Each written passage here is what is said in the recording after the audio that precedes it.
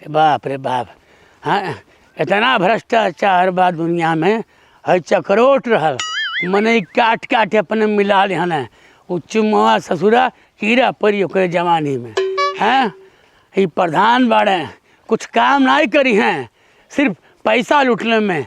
विधवा पेंशन में घोटाला, सड़की में घोटाला, शौचालय में घोटाला, कुल घोटालवे करी हैं। कहाँ मैदान हो जाए बताब। हाँ या ठीक बा। हाँ सर लोगन के मजा चिखाई जिंदगी भर भूल है नहीं। मेरा रुआ और मल्ले बाटिन एकदम बिगाड़ धले बाटिन। अई तो लगत है चुमुआ मेहरारू खगल है। हमारे घर के सामने से साग ले गई रहल, वह साग खा के मल्ले बाटिन सटा के हगले बा पूरा छितरा गई बा। बाप रे बाप। बाप रे बाप।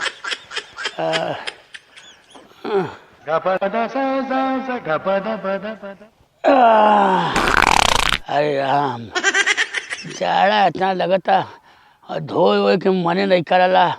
गड़ गड़ गड़ गड़ दहिया कापला। हम तो काम में भर से अंगूरी सही से सही से शुभ कर ले। बाप रे बाप। अरे चुबुआ तो है बेरारू के पिछवाड़ा गोड़ फूटे इस सवर में हगले बाप। चलिए अब धोली अभी मजा आएगा ना भिड़ो। लोटवा हमार कहाँ गई। हाँ हे प्रभु हे हरि राम कृष्ण जगन्नाथ प्रेमानंद ये क्या हुआ। लोटवा हमारा कहाँ गई। हाँ? लोटवा तो ही धैले रही है। देखा अब क्या करी हम। हाँ हे भगवान ये कौन चोर आ गए ने। हाँ बतावा बगलिया में धैले रही बगलिया से कहाँ हरा गए। हाँ बतावा ये धरती खा गई का कि अकस्मा एकदम घोट गए लोटवा हमार। हाँ बतावा एक कट लोटा हम रहल। अब हम कैसे धोब कैसे घरे जाबे। हाँ बाप रे बाप बहुत चोर बाटे बाबू। हम एकरे खातिर कैसे कहीं कि हमार लोटा चोरा है। पता नहीं के मांग मांग धोआ गे एक बेटा पूत मर गए हमार लोटवा चोरा है। हराम खोर गंगा में एक नंबर के चोट्टा बाटे सारे हमरे। हम बताओ तो सबके नाम चार पूछ लेके नौतरी तो हमारो नाम ढेला बापे के नाम चेपा नहीं। चलो धोले की व्यवस्था क्या करी। हाँ कुल बोले बा एक बूंद पानी नहीं बा दैयो बरसत नहीं बाटे। हाँ ये रगड़ के साफ कर लेते हैं नहीं।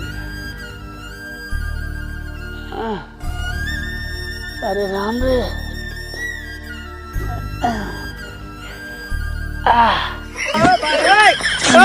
कौन कौन दिन भगवान दिखाओ था पानी नहीं बा।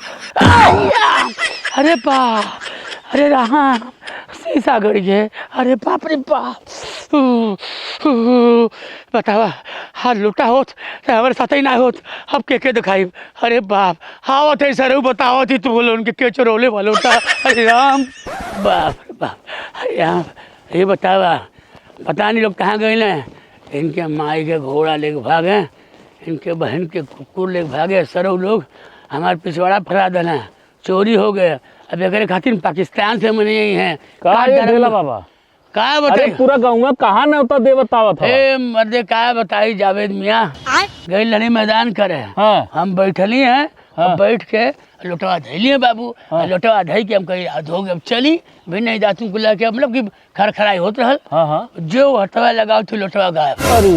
अब ई बतावा ये ससुरा हमारे लोटा चुरावे खातिर वो पाकिस्तान से अलकायदा के आतंकवादी आ गए हैं कि अफगानिस्तान से आ गए हैं या अमेरिका वाले ट्रंप के भेज दिला हमारे लोटवा चुरा के चल गए। हाँ अरे ये तो बहुत गलत भाई लेकिन धोवाला कैसे। मर्दे मेरी रहल हम छोटे ये आदत है ढेलहर लेता ली हम मेरे लिए प्रगड़ ली मर्दे अच्छा सींचा रहल पिछड़ा कर गया।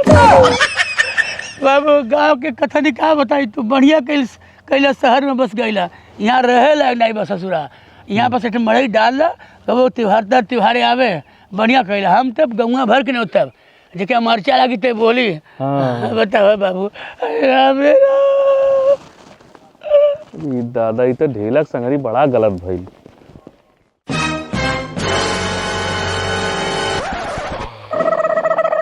साहेब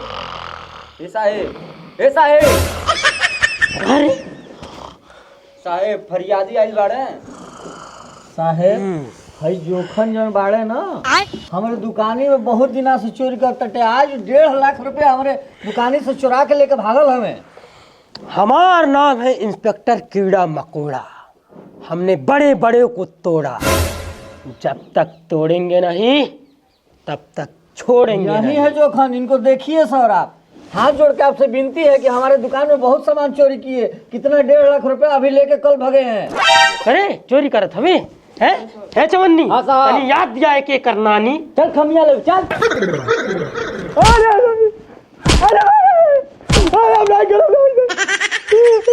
साहब अब हम थक गए नहीं, अब आप हमारी करे ससुरा खाना वाना बनाई खा ले का। अरे साहब हम नहीं चोरी करो साहब। देखला चेलावा के तू ये लाठी में हो गई ना सोच। अब हम इनके उतारब सारा बोझ। आप जाई, हम सारा हिसाब किताब निपटाई जल्दी है। जाई करी ससुरा चोरी कर बेते, चोरी कर बेते। बस साहब अब चलिए, अब तो छोड़ देता। अच्छा करी ससुरा कितना चोरौली री। अरे साहब मार डाला, 2-3 डंडा चोट लग गई। का कहिए दिखावे पड़ी ना कि हाँ मुंह कड़क पुलिस वाला है। इतना तेज नहीं मारी चाहिए। अच्छा चल चल माल माल निकाल माल। माल तो इतना निकाल बटी गदगद हो जाएगा साहब। ला हमारी सवा दे दा। ले ले दे। ऐसा ते पूरे गांव में चोरी कर, हमहू तरक्की करब तेहू तरक्की करबे, आ थोड़ा मोड़ा मारब, आ बाकी चोट उट ना लगी। ख्याल रखा अगली बार। चल चल निकल साहब हमारे कुछ होई। अरे चवन्नी है ले जो मेहरारू और सड़ुआन के पार्टी कराओ, मजा ले तू का याद रखबे। बतावा ससुरा, हाँ हम मर जाती दर्द से चलना बैठे बाबू। सुनबो। हाँ बोलो। ए बाबू ये बतावा, हाँ गांव में बहरे चोर तो अइले नहीं। ना हाँ तो हमारा लोटा लेके ना चुरौला है ना। ना गाँव के लोग चुरैले हैं, बहरी के लोग थोड़ी ना चुरैले हुई हैं। गाँव में चुरौले हुई है ना। हाँ। बतावा हम मैदान करते बगलिए में लोटा धैल रहल, हाँ। तुरंत अखिया भजते भर में सन से गायब हो गए। बाबू ऐसा लगल कि कोनो राकेट आयल सन से गन पटिया रहने लग चल गए। हाँ तो ये बताओ हमके क्या करे चाहे, गरियाई ने सबके हम ना गरियावे के में का बा, पुलिस कंप्लेन कर दो। पुलिस कंप्लेंट कर दी। हाँ पुलिस कंप्लेन कर दो। अरे बाबू तो हमारे आँख खोल डाला। अब सारा लोगों के हम लड़ाई सुप्रीम कोर्ट तक। बाबू जा जा एक रामू जागीर के लेके आवा। हाँ अच्छा जा जा बाबू जा जा, हम पुलिस कंप्लेंट में करब। आज बताओ तो सारे लोगन के। एवं बहादुर तोरे होटल में जो धंधा चलता ना बाबू, अगर अगले हफ्ते में कमीशन ना आयल ना तो पक्का छापा हम ही मारब। अब जागीर हो जाए तो हर कारनामा। साहब बैठ जाइए। बैठा। का नाम है तुम्हारा? हमारा नाम है साहब ढेला ढकेलू, बापे के नाम चेपा। साहब बहुत परेशान बैठी। अरे रोईबा की परेशान काहे बाटू बताइबा। साहब हम कोनो चीज़ के मुकदमा लिखाए तो लिखा जाए ना। अरे मर्दे कलम चोरी, गधा चोरी, घोड़ा चोरी, सब कुछ का मुकदमा लिखा हो। बोला साहब हम गई लड़ी मैदान हुए साहब, लोटा दे के हेरिया मुआ कहीं के हम मैदान में होते रहे साहब। हम कहीं लागत हो कि अब चली घरे दातुन कुल्ला करी खराय भइल हल। आई हतवा देखली लोटवा उठावे खातिर, लोटा हमार गायब हो गए। अब आपे बताई साहब, जमीनिया हम खा गए कि बदरा खा गए कि बाहर से चोरैले आतंकवादी हमारे लोटवा चोरा ले गए। हमार लोटवा के चोरौलो साहब, हमके हमार लोटा चाहिए साहब। लोटा दिया दो साहब, वही के हमें रिपोर्ट लिखाए बा। मतलब तुम आए हो लोटा चोरी की रिपोर्ट लिखवाने? साहब आप कहले कि पेनियो चोरी की लिखा जाए, गधा चोरी लिखा जाए, तो हमारा लोटा है साहब। वो समझ लो साहब, हमारे बाबूजी के गौना मिले रहा साहब। अरे चवन्नी ये पागल है का यार? मैंने लोटा चोरी की रिपोर्ट लिखाई बा, पुलिस वालन के पास है तो ना समय पर तुम्हारा लोटा देखी कि कहाँ गई कहाँ नहीं गई। साहब चोरी तो चोरी होला, चाहे 1 रुपया को, चाहे 1 लाख को, चाहे 1 करोड़ के साहब। रिपोर्टवा लिख रहे हो हमारे साहब। जा तक उठाई डंडा नौटंकी बना होता था तू। साहब रिपोर्टवा तब लिखेबे करब साहब। आप शायद ठीक से चिन्हत नहीं है, खानदानी मुकदमेबाज है साहब। रिपोर्ट तो आपके लिखे के पड़ी और खुदे बोला के लिखे के पड़ी साहब। भाग ये नहीं तब 2 डंडा पड़ी हो जाई बस सोच। चला निकले। हम मुख्यमंत्री पोर्टल पे आपके कंप्लेन लिखाए। अबे फोन करब, हम फोन करके आपके रिपोर्टवा तो आपके लिखाई पड़ी साहब। हम जाते रिपोर्ट में आपके लिखाई पड़ी। जा मुख्यमंत्री प्रधानमंत्री दुई अक्षर पढ़ का ली ससुर लोग ज्ञान देवे लगे न। तो नमस्कार, मैं हूँ बिकाऊ मीडिया से जूही। हम दिखाते हैं पुलिस की सबसे बड़ी असफलता। जहाँ चल न पाया पुलिस का सोटा, वहाँ कैसे गायब हो गया ढेला बाबा का लोटा। ये बात पूछता है बिकाऊ मीडिया।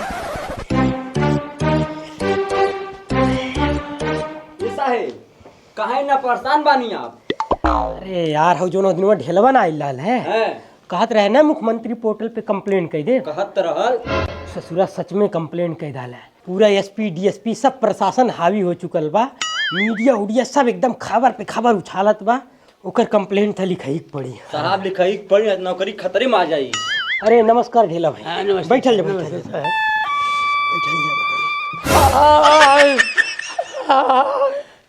का भाई साहब का बताइए, बहुत पीड़ा था साहब। कंप्लेनिया लिखल जाइए अब। अरे बिल्कुल लिखाई महाराज। आप तो मर मजाक के भी सीरियस में ले लेवल के। बताई बताई राउर पूरा नाम बताई। नाम ढेला ढकेलू। ढेला ढकेलू। अब आपका नाम? चेपा। ग्राम सभा पुंडा घक्सरा बाजार। पुंडा घक्सरा बाजार। के करे ऊपर शक बात वहाँ? साहब सक्का हम मैदान करे बैठली साहब। अब मैदानवा कही के जो धोए खातिर पनिया उठौली लोटा गायब है साहब ये बतावल जा हम के कहीं कौन चोर बदमाश आग चल गए ना। केहू अगल बगल लौकत नहीं रहल। हमें लगता तनी सा कोहरा रहल। कोहरा का फायदा उठा के हमें कोनो पटीदार चाहे गाँव में कोनो चोरी कैले बा हमारी रिपोर्ट लिखाई और चोरन के चाहे जे भी उनके सजा मिले चाहे फांसी मिले चाहिए साहब। अरे साहब हम तो आपके रिपोर्टवा लिखबे करब। बाकी हम ही कहा था पूरा प्रशासन और मीडिया उडिया सब नेता होता कितना दबाव हमारे ऊपर बा। हम ही कहा था कि हम आपके अगर लोटा दे दें दूसर तो ना काम चल जाए। नहीं हम लोटा नहीं चाहिए। अरे तो अगर आप कहीं तो हम तांबा का लोटा दे दें। हमें तांबा का लोटा नहीं चाहिए। तो पीतल के ले लें। हमके पितलों का लोटा नहीं चाहिए। अरे तो चांदी के दे दें। मैं मर्दवा नहीं तक तो सोना का लोटा देवो तो हमें नहीं चाहिए। हमें वह हमारा लोटा चाहिए कहा कि हमारे दादा परदादा का निशानी है। वह लोटा में हमारे बाबूजी हमारे बाबा मैदान करे ले जाते रहे। मैदान के क्या में से राखी के माछ के धई के फिर वही पानी पियत रहे। हमारे खानदानी लोटा है। वो लोटा नहीं हमारे परिवार के सदस्य है। हमारे घर के भावना जुड़ल बा। हमें वह लोटा चाहिए कोनो कीमत पे। हम बिके वाला नहीं इंस्पेक्टर साहब। अब ये FIR लिखी हमार। हाँ हाँ हाँ हम लिखा था। नहीं तो फिर से मैं जाए नहीं नहीं नहीं नहीं नहीं नहीं हम तो लिखा था। हम नौकरी खा डर हम जानते रहिए मैं। अरे महाराज आप काहे गुस्सा करता नहीं? हम लिखा था नहीं है। गांव में अगर केहू के ऊपर आपके संदेह हो तो आप नाम बतावल या बाकी के जानकारी हम खुद निकाल लें। ठीक है हम बताइए साहब।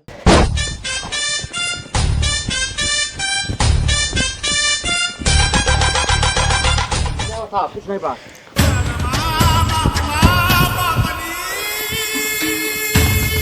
मिलल हो? ना ही साहब ना मिलल। सारा नहीं था 5 साल के करियर में कब्बो ऐसा केस ना देखली। लोटा करतीन तबाह कर रहा है हाथ ढलवा। चला और कहीं देखल जाओ। अरे बाल्टी में पानी निकाल भाई। लुटवा कहाँ बारे? अरे लोटा लोटा कहाँ बा? कौन लुटा? लोटा ढेला बाबा का लोटा। ढेले बाग लुटा हमके क्या पता? अरे अबे तू ही पूछा ताली लोटवा कहाँ बा? बताओ लोटा कहाँ बा? तू लोटा चोर लगा था। अरे साहब हम आपके लोटा चोर लागत नहीं का? नहीं लोटा चोर तो ना लगा था। अबे साले कि दिल चोर जरूर लगे थे। चलो बाप रे बाप आज तक गई रहती हम काम से। अरे नमस्कार प्रधान जी। नमस्कार दरोगा बाबू। अरे हमारा कैसे हिया? तुम्हारे गांव के जोन ढेलवा बने हाँ एकदम तबाह कई धैले बा मन की। बहुत बड़ा हरामी बहुत बड़ा मुकदमेबाज है ढेलवा। हाँ मर्दी मैदान एक डब्बा है रागेल बा। लोटा लोटा केस कैले बा हमन के ऊपर की केस लोटा खोजल जाओ कर। अब गली गली लोटा खोजबा? अरे इतना शासन प्रशासन नेता दरोगा सब शामिल हो गए बा। एकदम दबाव पे दबाव बनल चल जाता हमन के ऊपर। एक काम करा ओकरे खिलाफ उल्टे केस दर्ज करा। जब सरकार घर घर शौचालय देहले बा हाँ और वे लोटा लेके परेशान करत बा तुके। ए साहेब ई बतिया हमके दिमाग में आइबा नहीं कइल। अरे तो दिमाग में आयल होता तेहू आज हमारे तरह दरोगा होते हवलदार ना रहते। चुप रहो। सही बतावल के प्रधान जी। अब सारे ढेलवा के ऊपर केस हम खुदे कर जब तक तोड़ब नहीं तब तक छोड़ब नहीं। हे दरोगा जी, हमारे बाबूजी के ऊपर तो हम लोग केस कर चाहता लो। कहो प्रधान, तुहार प्रधानी चल जाई, हाँ नहीं तो तुरंत ऐसा खेला बेला करेंगी हमारे बाबूजी, तुम्हारा प्रधान ही है और तुम्हारा नौकरियों चल जाई। ये की हवे मैं तो हमार प्रधानी लेबा आ तनी बनी लकड़ी लगौले मैंने छिचिया तला ना एनो ने ढो खोजे तला ना लोटा, ऐसा खेला बेला करिए बाबू तो नौकरी चल जाए तुरंत। ढेलवा लई को अरे ठीक है देख ले। ताक मत बेटा औकात में रहा। अब पुलिस वालन से कैसन बतियावल जाए तनी ध्यान रखल कर, नहीं तो एक बार अंदर ले जाके जब पिछवाड़ा पे 2 डंडा लगाइब ने होश ठिकाना आ जाई। काहे एने ओने भागत रहा, हां दौड़बो बहुत दौड़बा भाई, अब बहुत खेला बेला मत कर। सारा सुनियार स्कूल लगल रहले, बतावा यही ढेलवा लई कर हमने देखबे नहीं कइले भी सारा के बता दे, अब फिर फंसा दे। ढेला बाबा, आपकी लोटे की क्या सच्चाई है आप खुलकर बताइए, पूरा मीडिया आपके साथ है। सब मुगलों की साजिश है। इनकलाब जिंदाबाद, इनकलाब जिंदाबाद। अभी तो लड़ाई है, बाकी अभी लड़ाई है। ढेला बाबा तुम संघर्ष करो, हम तुम्हारे साथ हैं। युवा नेता पहुंच भइल बाटा सर माइक करके हाँ लगला भाषणबाजी करे भागलो कहीं के। किस तरह का कष्ट हुआ, क्यों आप इतने बौखला गए? देखिए, हम सबसे पहले जो समाचार के जो मीडिया वाले सबका आभार प्रकट करते हैं। जब हम मैदान कैले के बाद धोए खातिर लोटा खोजली नहीं मिलल, तो वैसे ही बिना धोले तो जब नहीं हमें मेड़ी पर रगड़ के साफ करे पर, और रगड़त के समय इतना बड़ा शीशा गड़ गया, टाका लगल, बाबूजी के पावर खून बह गइल। अब बताइए इतना कष्ट बा, अब है हमके पिराला, अब पता चलल कि मर्द के दर्द होला। यही अंदर के आग हम समाज के सुधार खातिर लगा रही कि आखिर में के साजिश कैले। एक खातिर पाकिस्तान से आतंकवादी ही हैं, अलकायदा वाले ही हैं, अफगानिस्तान से ही हैं, तुर्किस्तान से ही हैं, कहाँ से ही हैं? हाँ, आखिर में ही गांव के कोई रहल हुई जो हमारे साथ इतना बड़ा अपघाती साजिश कैले। अच्छा ढेला जी, हमारा आपसे एक सवाल है कि आपका और इस लोटे का क्या रिश्ता था? हम बताओ तनी, हमार बड़को बाबा धोत रहन, हमार उहो बाबा धोत रहन, फिर उनकरा ऊपर वाला बाबा धोत रहन, सबे के धोत रहे, हमार खानदान है। तू चुप रहा रे, तब हम तो है धो बाकी खानदानी लोटा रह हमार बाबा के बाबा बियाह में पहले रहल, वो लोटा नहीं हमार करे जा रहल। हमार बाबूजी हमार बाबा परदादा मैदान हो जाता है, फिर राखी से घिस के वही में पानी पियत रहले। हमें वो लोटा चाहिए। पुलिस हमें घूस देले कोशिश कैले, कहले हम चांदी के लोटा दे देब, हम तुके पितरी के लोटा दे देब, हम मना कर दिली। हमें न्याय चाहिए। अब पूरा मीडिया लोगों से हाथ जोड़ के निवेदन बा, हमके न्याय दे और हमार लोटा कहीं भी गई हो हमके चाहिए। हाँ लोटा, धन्यवाद। पहली बात तो पुलिस वालों पे आप जो आरोप लगा रहे हो वो सरासर गलत है। जब सरकार घरे घरे शौचालय दहले बा तो तू खेते में काहे मैदान करे जात बा? अरे हमारे क्या शौचालय नहीं बा, हम मैदान करे गई रहनी। तो अरे की शौचालय नहीं बा? नहीं बा। जी इनके की शौचालय काहे नहीं बा भाई? के कहत बा कि शौचालय इनके यहाँ नहीं बा? अरे हम कहती शौचालय नहीं बा। ई मुँह से कुछ कह दा, कागज बोला था। देखा देखा देखा दरोगा जी, आपका नाम तो है इसमें। ढेला पुत्र चेपा। देखा कागजान तो बटला बा। ये हमार बड़े घर है, ये बता दे कहीं शौचालय बा? हाँ, यहाँ शौचालय सिर्फ कब्जे में बा। साहब आप अधिकारी हैं, हम आपसे बताते हैं, आप तो सब जानते हैं, सब आपके पहले ही बता दिले बाटी। यहाँ शौचालय सिर्फ कब्जे में बा। आप यहाँ पे केहू घर में बकरी बांधल बा, शौचालय में केहू में भूसा रखल बा, केहू में चारा वाली मशीन रखल बा, केहू में गोईठा ढकल बा, केहू में अपन लड़के खेले लें। हाँ, इन लोगों के पास पैसा आवला, ये पूरा पैसा नहीं दिले। 5,000 रुपये शौचालय बन जाए, कब्जे में हमार शौचालय बन गया बा, कब्जे में हमार आवास बन गया बा, लेकिन हमें दोनों नहीं मिलल बा। शौचालय केहू बनवाई है तो 12,000 में से 8,000 काट लिए, तो 2,000 रुपया में का बिल्डिंग बन जाई। केहू शौचालय में सिर्फ ईंटा रखल बा, केहू शौचालय में सिर्फ सीट बा, केहू शौचालय में टंकी नहीं बा, ऊपर से खोखला ये आधा ईंटा दीवार बा। हाँ साहब, ये पूरा भ्रष्टाचार बा। ये हमारे साथे नहीं, समाज के हजारों लाखों लोगों के साथे होता। साहब हम पूरा लिस्ट साहब के दे दिले बाटी। साहब कितना हजारों लोग बाटे जेके शौचालय सिर्फ कागज में बा। देखिए दरोगा जी, प्रधान जी आप भी ध्यान दीजिए, देखिए 10,000 लोगों का शौचालय जो है सिर्फ कागज में है, सिर्फ कागज में दिया गया 10,000 लोगों को।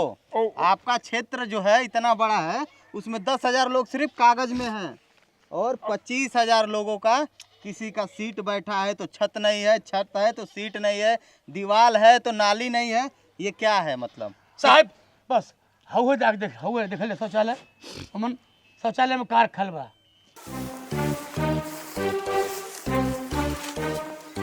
काम भी नहीं है इसमें।